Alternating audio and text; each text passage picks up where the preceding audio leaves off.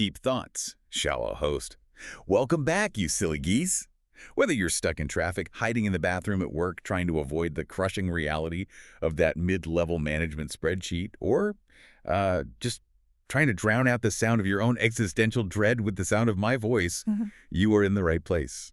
I am your host, Uncle Bob, and with me as always is the smartest person in the room, our resident expert. It is good to be here, Bob. And might I suggest, for the sake of the listeners wearing earbuds, we try to keep the decibel level just below jet engine takeoff today? No promises. That's the sound of enthusiasm. That's the sound of raw, unfiltered knowledge coming at you like a freight train with no brakes. Look, we have a stack of papers here today that is honestly terrifying. I read this stuff last night, and I'm pretty sure my brain actually started smoking.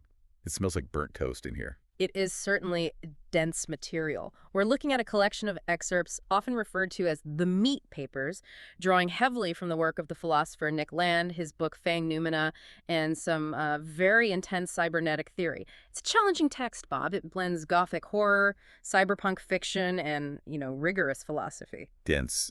It's the ramblings of a guy who definitely microwaved his own head just to see what color it would turn. But here's the thing. Underneath all the $50 words and the scary talk, this guy is onto something. I'm telling you, this research is about how your body is a trap, how the government is run by Pepsi, literally, and why going absolutely crazy might be the only smart business move left. That is a very colorful interpretation, but you have hit on the core themes. The texts we're diving into today explore the relationship between the human body, what they call the meat, and the accelerating forces of technology and capitalism. It asks a fundamental and frankly disturbing question. What happens when the biological limits of the human are no longer useful to the system? Exactly. It's highfalutin cybergoth philosophy. Yeah. But my mission today is to break it down for the regular guys. The guys who just want to know why their back hurts and why they hate the internet. So let's unpack this dumpster fire of genius. Let's start with the central problem presented in the text, the meat problem. Right. So I'm reading this quote from Pat Cadigan in the notes. Yes. Meat won't do it. I'm not in the meat anymore. I told you I got out of my box. Now, initially, to me, this sounds like a guy who's had enough of waiting in line at the DMV and just snapped. But what is he actually talking about here? It's a bit more profound than a DMV breakdown. The concept here is that the biological body, the meat, is an obsolete platform. Think of it in terms of hardware and software. If you want to run the most advanced high-speed software of the future, what the text calls hypermedia and machinic delirium, you just can't run it on the hardware of a biological human. Because the hardware sucks. Because the hardware is limited, it's slow, it decays, it requires sleep. It is, fundamentally disconnected. In the face of the accelerating flow of data, the body is a bottleneck. It's a lemon. Being a human with skin and bones in this economy is like trying to run Call of Duty on a toaster. It just doesn't work. Right. You're going to get lag. You're going to overheat. Think of your body as a 1992 Honda Civic with a leaking head gasket. You can't trade it in. You're stuck with it. And you're trying to download the entire internet into your head, but your hardware is basically a bag of wet squirrels. A bag of wet squirrels? That's a new one. Yeah. It's chaotic, it's squishy, and it doesn't do what you tell it to. You want to work for 20 hours straight? Too bad, the squirrels need a nap. The biological imperative. You want to process 1 million stock trades in a second? Nope, the squirrels are busy digesting a burrito. The meat is the problem. And this brings us to a critical concept in the text, the body without organs. Now, before we get into the imagery, I want to clarify that this term comes from the philosophers Deleuze and Guattari. Deleuze, Guattari, Land. They sound like a law firm for serial killers, let's be honest. Yeah. Body without organs. It sounds like something you find in a freezer in a crime documentary. Yeah. Tonight on Dateline, the body without organs.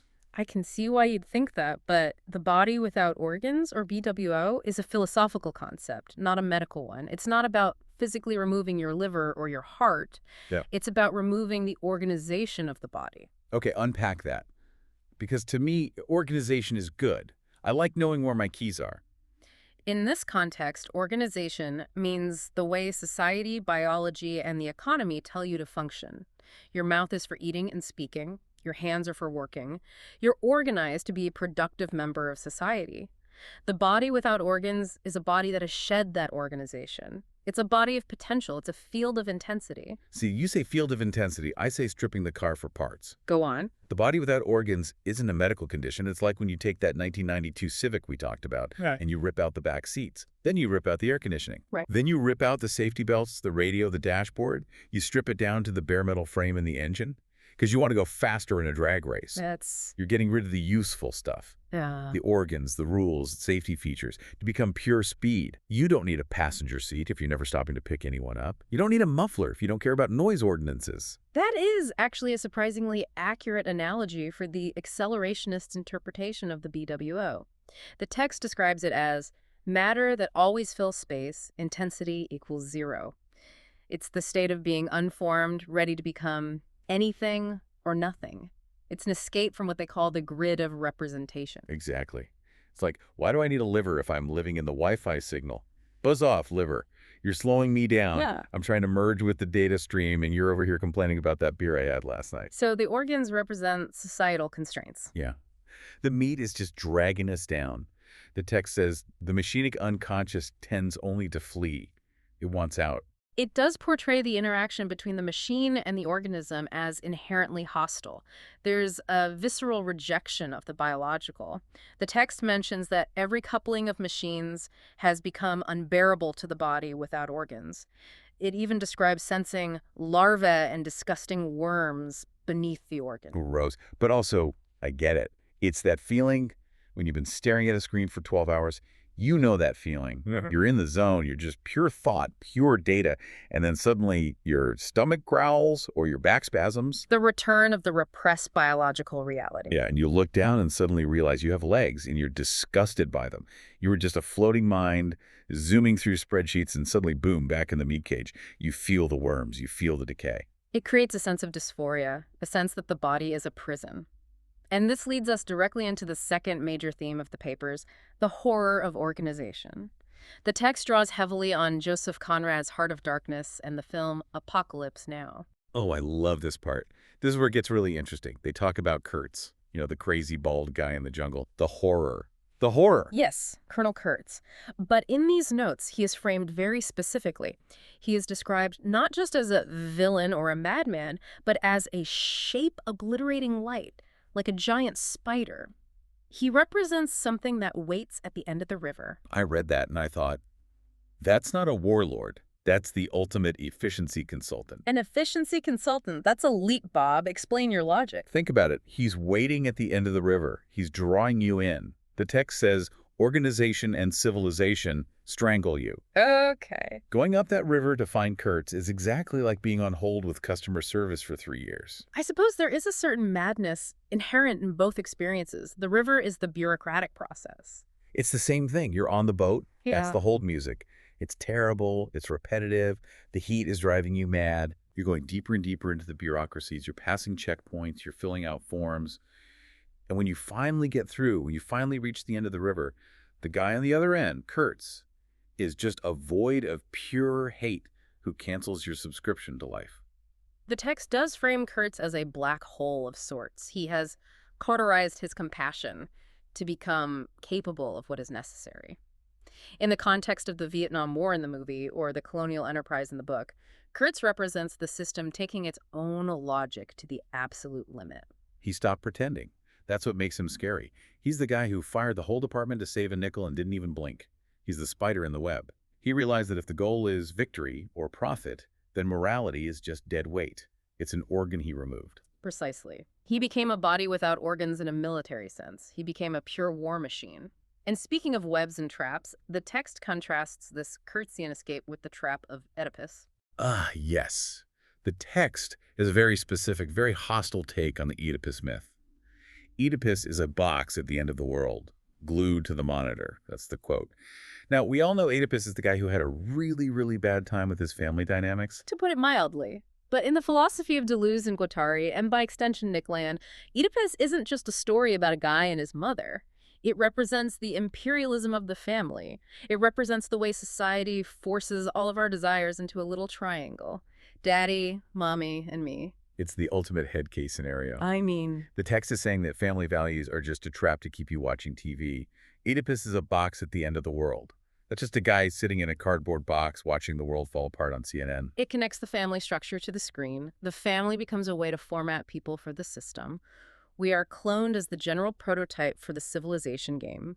If your desire is focused on being a good son or being a good father, you aren't focused on dismantling the system. You are glued to the monitor, consuming the images society feeds you. Yeah, you're not a person. You're just a daddy or a mommy or a good employee. You're trapped in the role. You're playing a character in a sitcom that nobody is watching. And the only way out, the only way to escape the box, you got to get hacked. This leads us to the section on shamanism. The text takes a very anthropological turn here, looking at how traditional societies dealt with these flows of desire that exist outside the family structure. Anthropological turn. This part is a horror movie. It talks about shamanic becoming an animal. It describes cutting. Chopped his body into bits. It is referencing the initiation rites of shamans in various cultures. The idea is that to access the spirit world, or what the text calls the outside, the shaman has to be dismantled. Dismantle is putting it lightly. Listen to this. The spirits came down and cut him in pieces, tore out his heart, chopped his body into bits, threw his head into a cauldron. Get a load of these psychos.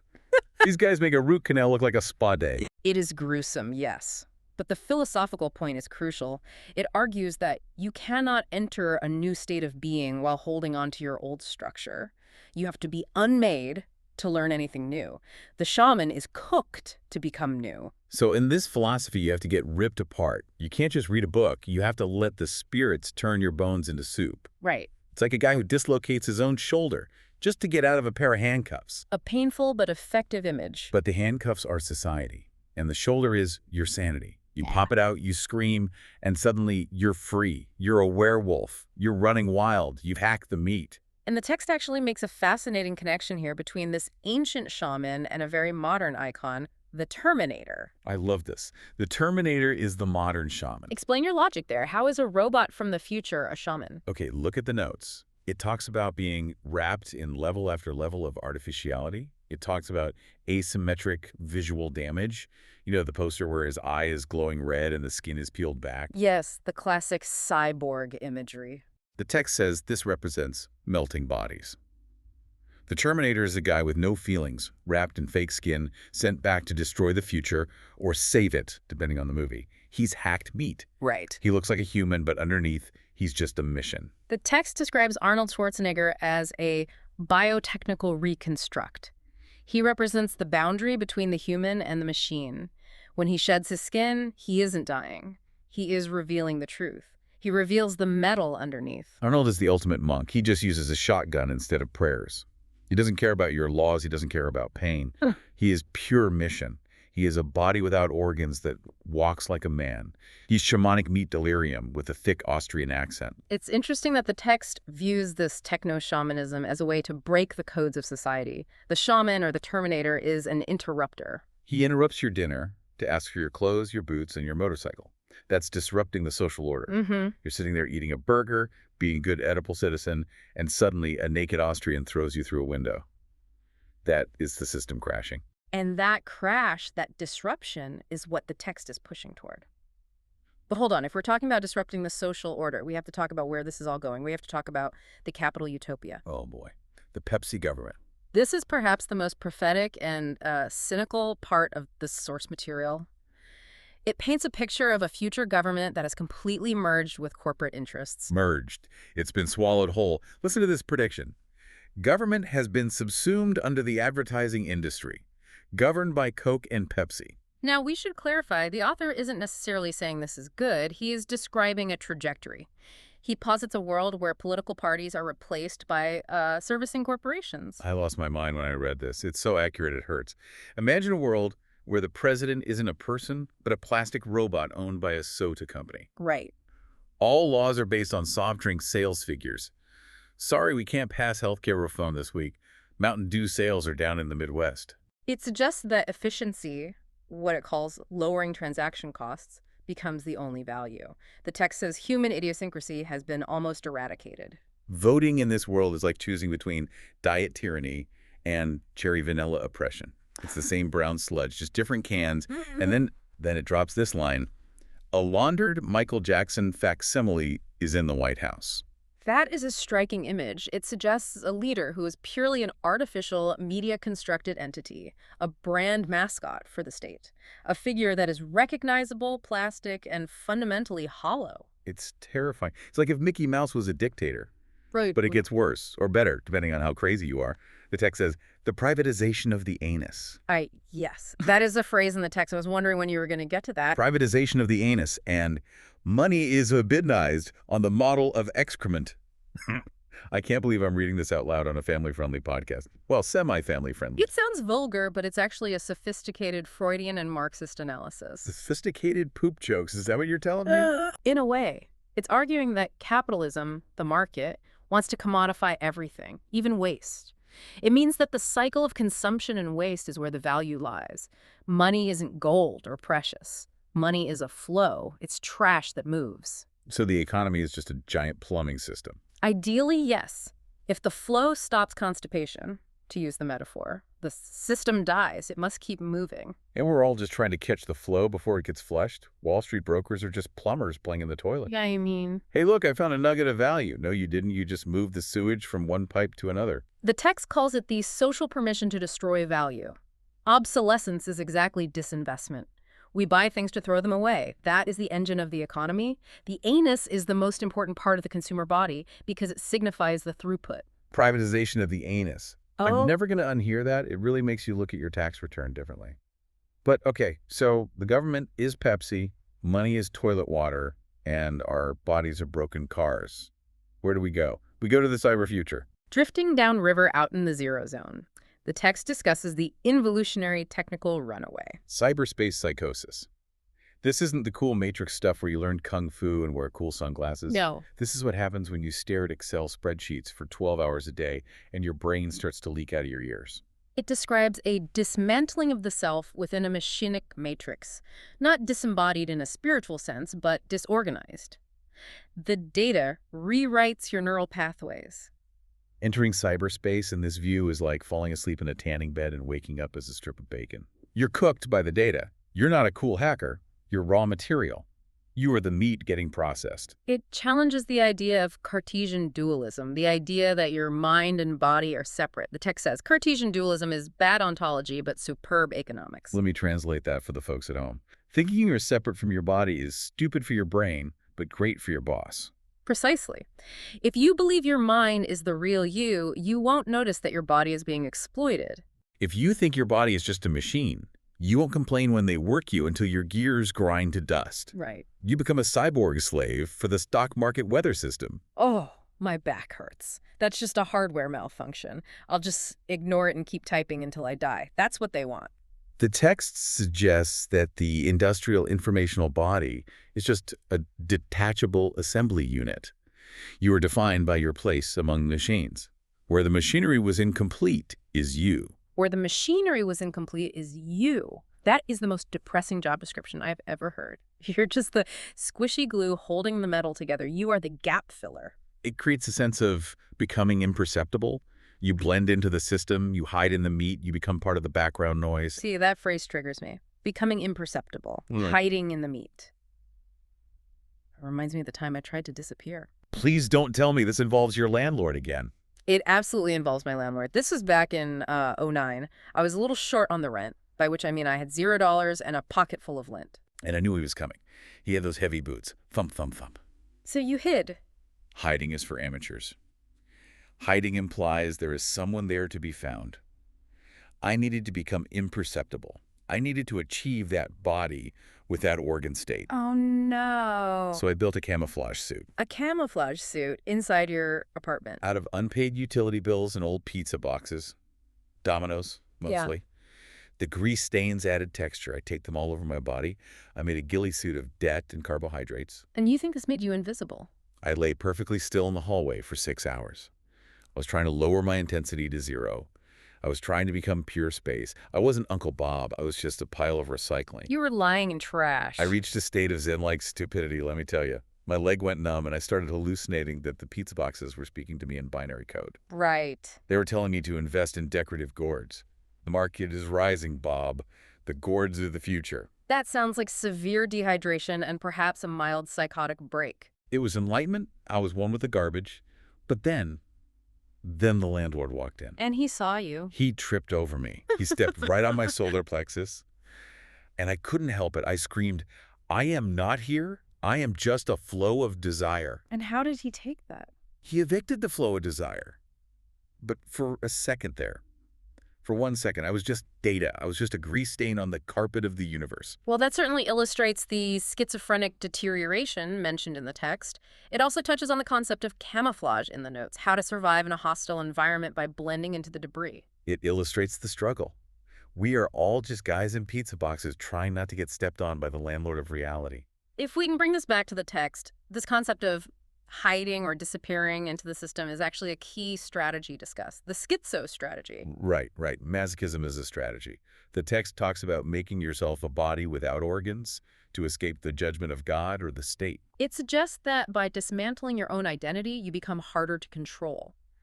If you are fluid, if you are unpredictable, the apparatus of capture cannot hold you. It's like when a guy signs a cell phone contract he knows is a ripoff, just so he can feel the icy thrill of the monthly roaming charges.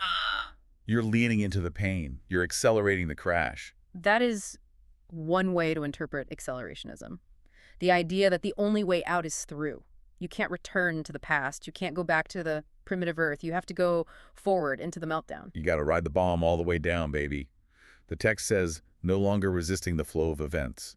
You stop swimming upstream. You let the river take you to Kurtz. Then what happens when you meet Kurtz? You become him, or you kill him, or you realize you were him the whole time. The process has gone native.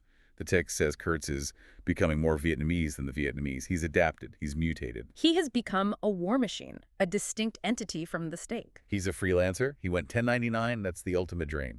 No boss, just pure horror in the jungle. This brings us to the cyber-positive concept.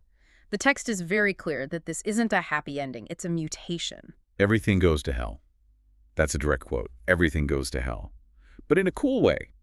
Maybe. Cool is subjective. It describes artificial extinction waiting at the shadowed intersection of primeval horror and high-tech. Primeval horror and high-tech, that's just Twitter. It's not far off. It's the collision of the lizard brain with the supercomputer. And that's where we are, folks. Yeah. We are lizard brains holding iPhones. We are monkeys trying to fly spaceships. And the text is saying, the spaceship is winning. The machinic unconscious is taking over. The human is being peeled away like a bad paint job. The Willard skin is coming away in ragged scraps. That's another gross image. Yeah. You look in the mirror and your face is falling off, and underneath it's just circuit boards and fear. Patches of mottled technoderm woven with electronics are emerging. Technoderm sounds like a skin condition you get from sitting on a heated car seat too long. Doctor, I have a patch of technoderm on my left cheek. I'm sorry, son. That's just where the 5G got you. It's the merging, the becoming cyborg. But not the shiny chrome cyborg, the messy meat cyborg, the bag of wet squirrels wrapped in duct tape and fiber optics. So what does this all mean? If we look at the big picture here, these texts are a warning, but they are also a map. A map to a place you don't want to go. A map of the territory we are already in. We're already in the capital utopia. We are already dealing with the meat problem. We are already Oedipus in the box. The box is just higher definition now. Yeah. 4K resolution box, VR headset box. The question the text leaves us with is, how do we navigate this? Do we try to hold on to our humanity, or do we let go? Do we fight for the meat, or do we upload to the toaster? Matter as the intensity of the circuit. Do we become the circuit? I think the answer is we're already cooked. We're just waiting for the timer to ding. That is a very fatalistic view. It's realistic. Look, this guy, Land, or whoever wrote this meat.pdf, they're absolute head cases.